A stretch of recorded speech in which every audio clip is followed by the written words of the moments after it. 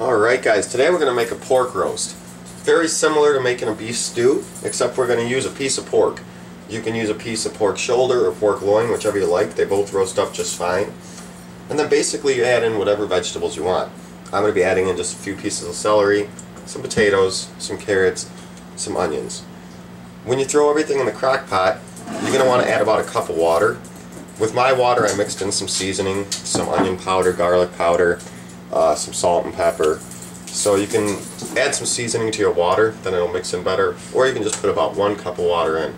So all we need to do to make a pork roast here is take our pork, throw it in the crock pot, take our veggies here, and just disperse them into the crock pot. Put them on top of the meat, and just kind of get everything mixed around. I'm going to get the onions kind of broken up and all over for the flavor to go around.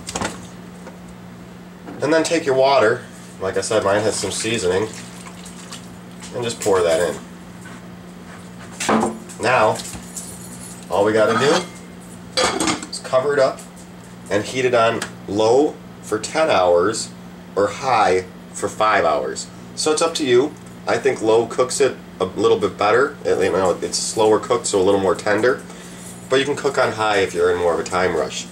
So that's it. I'm going to go ahead and let it cook here, and then we'll come back in a few hours and take a look at it. Alright guys, here we are 10 hours later, and I beg you, please, cook your meat all the way. Do not cook this too short. You want your pork to cook all the way. It's just like chicken. You don't really want to undercook it. So the first thing we're going to do is just take out our vegetables here, get them into a little bowl. I actually just picked up some meat, as you can see right here maybe. And the meat's going to be really fall off the bone. It's not on a bone. It's going to be really tender and falling all over. So I'm going to get most of my vegetables out. I don't have to get everything. I could scoop more out later. And then I'm going to go ahead here, I can't even pull out my big piece of pork, as you see here. Look at how tender that is. It was a huge piece of pork, as you saw.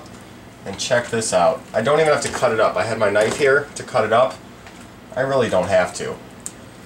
So then what we'll do is just take some of our stuff here, whichever you want. I want probably 2 potatoes tonight and some corn. I want some carrots.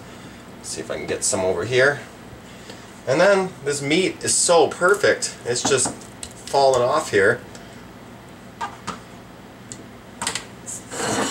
And there we go, guys.